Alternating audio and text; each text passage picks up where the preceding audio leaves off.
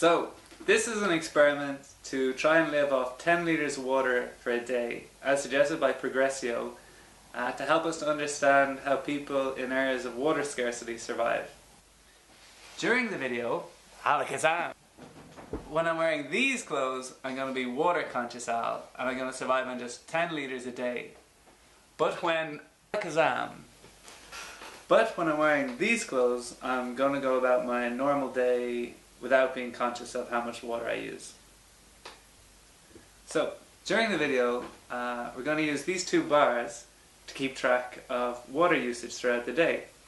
This one is going to keep track of regular water usage when I'm not being conscious, water conscious, whereas this one is going to keep track of my 10 litre allowance for the day.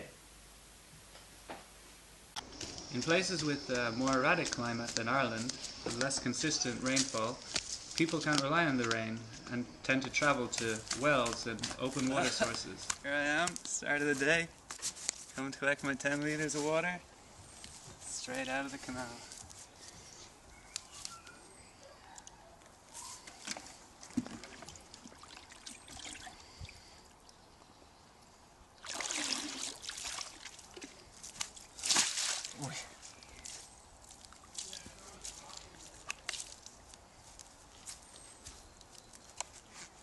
It's quite heavy.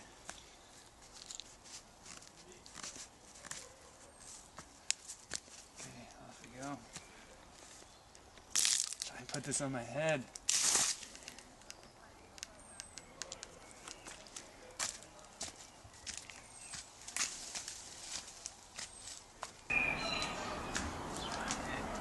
On the way home now through the woods, I'm going to stop and take a shit to save on a toilet flush. And I'm not just going to shit in the open where it can be when humans and animals can come across it and start passing it around. So I'm going to dig a little hole here in the ground, and I'm going to bury my shit in there.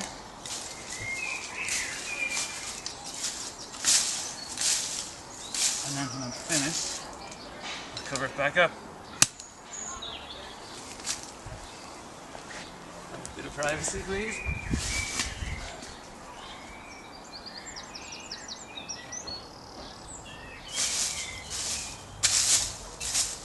So, now that I've finished my shit, I'm covering it up in dirt again, where it'll be safe in there and it can decompose naturally. And the good bacteria can act on all those bad pathogens and neutralize it, and it'll fertilize the ground in time. You're in the way. How am I going to wash my hands? So, after going to the toilet, you want to wash your hands. Now, most people in the developing world use a hell of a lot of water to wash their hands, thinking that that's the most important part. But what's really important is to wash them well, to rub them well with soap. So I'm going to just use a little bit of water here to rinse my hands. And then I'm going to get some soap. And this is the important part. Give them a good rub. No need for water here. Any water here would reduce the effectiveness of the soap. Now when it's finished, again, just a minimal amount of water, just to rinse off the excess soap, the dirt.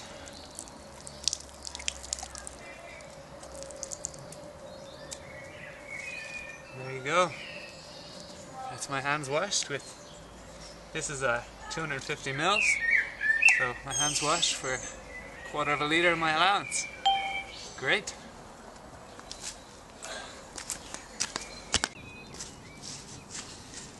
Okay, so we're back from the canal with our bucket of water, and I've left it there to sit for about half an hour.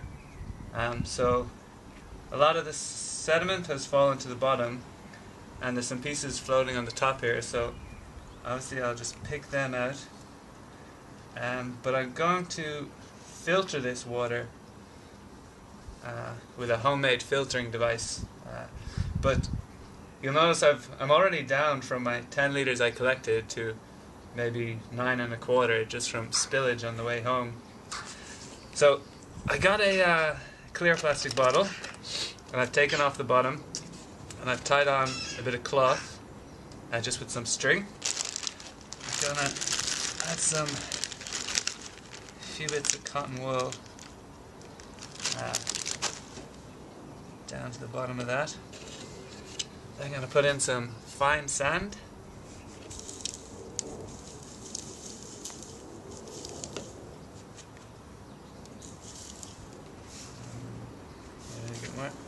Then I'm going to put in some coarse sand.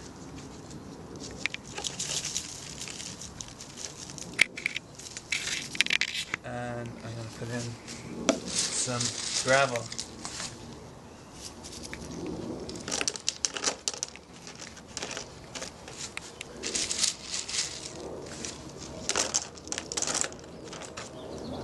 And now we're going to use this filter to clean our canal water. Obviously not to a potable state, but enough for doing laundry and things. Anything we need to drink we'll boil first.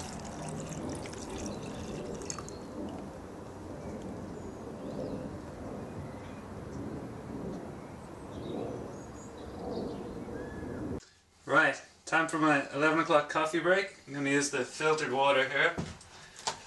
And I'm going to measure it out again using my quarter of a litre container, so I know how much water I'm using. So I'm going to measure in 2 of these to make half a litre. Enough for a cup of tea and for the wash up afterwards. Okay.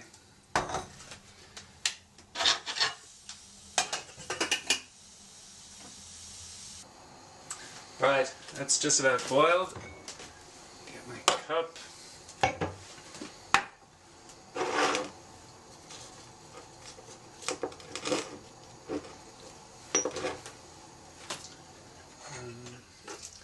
Here we go. To drink canal water. And enough left there for the wash up.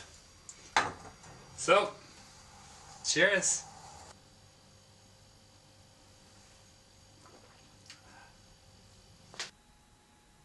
Right, time to try and wash these dishes now with my leftover water.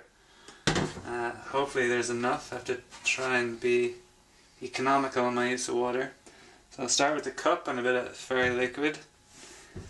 And pour this into here. Then I'll reuse the water from the cup and the plate. Probably don't need all of that. I'll save some of that for later. Okay, so this feels good. Doing a good job washing this. It's only a cup from tea anyway, it's not that dirty. I want to reuse this water for my plate, which is a bit dirty. Leave that for a minute. Take out the spoon and that plate a good wash. Yeah. Give a spoon a quick rub. And then with my leftover water here, there's a little bit left, I can try and rinse that plate. Excellent. Rinse this cup. We're going to perform a miracle here. Rinse this spoon. There you go. All done. And some water left over. Put it back in the basin actually. I can use that later.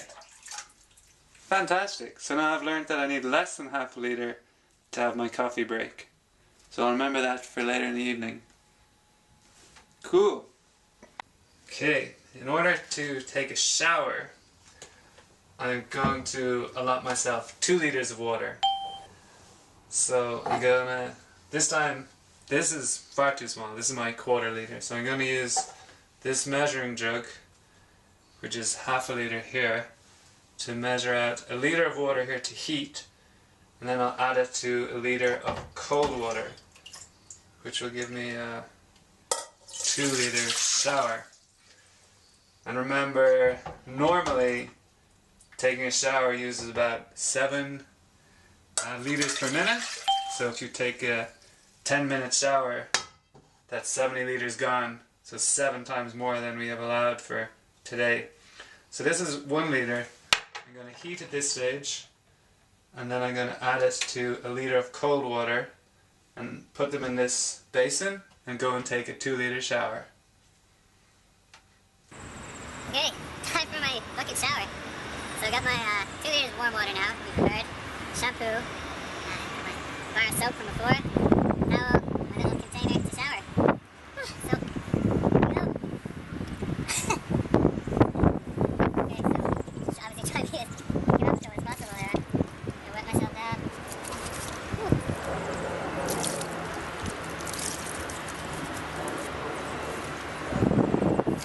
Trying to catch the water that falls off my hair here.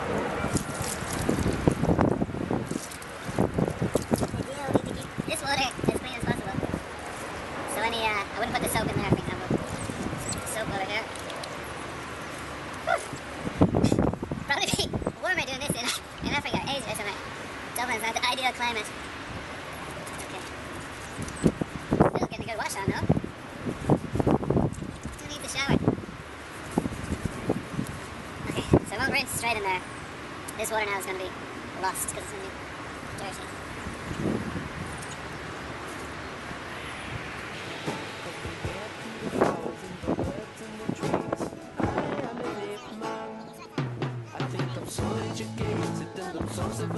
Cause I'm a strict vegetarian.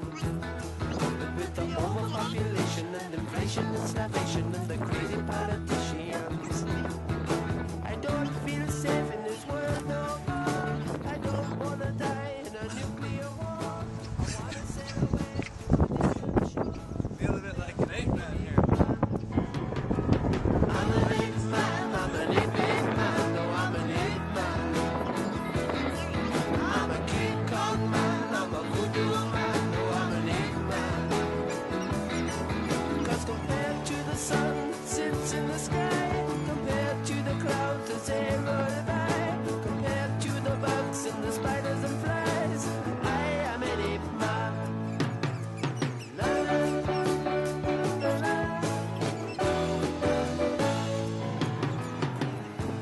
In man's evolution, he's created the city and the motor traffic rumble. But give me half a chance and I'd be taking off my clothes and living in the jungle. Cause the only time that I feel at ease is swinging up and down in a coconut tree. Ta-da! And there you have it, a 10-litre bucket shower. It was wet, not quite as wet as usual. Okay, for the sake of comparison, we're going to do 2 teeth brushing scenes. One will be conventional teeth brushing with the tap running, which wastes a lot of water, and another one we're going to try and conserve water. So here we go, using conventional teeth brushing. Water Conchasal on the right hand side has limited his water usage to 1/4 of a litre.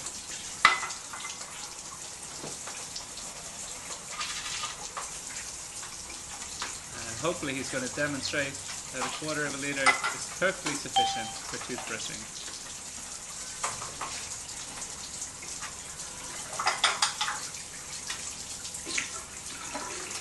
And still have some water left to do the rinsing out.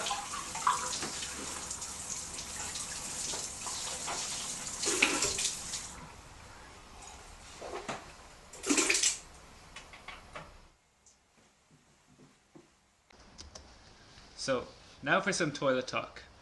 We're going to look at conventional ways of toilet flushing, but reduce the water consumption without compromising sanitation. Booyah! So, on a normal day in the developed world, people will use 40 litres of water per day to flush down the toilet. And as you can see from this cistern, it's set up with a 9-litre flush. It's quite old, so you can imagine 4 or 5 flushes per day, and you'll be up to your 40 litres. But, Alakazam, there are ways to reduce the size of your flush. For example, you can adjust the height of your ball cock Or you can add a heavy device with a large volume, such as a lovely bottle of white wine, and it'll keep it cool in here. So if you put something like that, or a brick or something in there, the next time the toilet refills, it'll use 3/4 of a litre less water. Alakazam!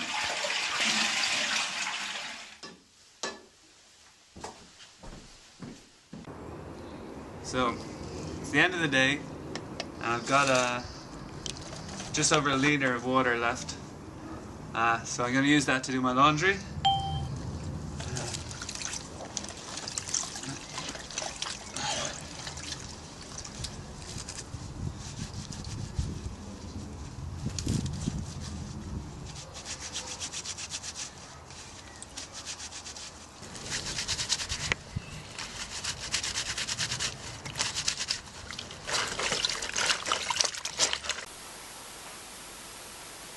Okay, now it's time to complete our water usage bars.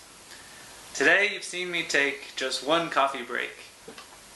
We haven't counted my other coffee break, my lunch, my dinner, and the water I drank, which totals 4.5 litres. Whereas on a normal day, people would use 10 litres for food and drink. You've seen me take a shower, brush my teeth once, wash my hands once.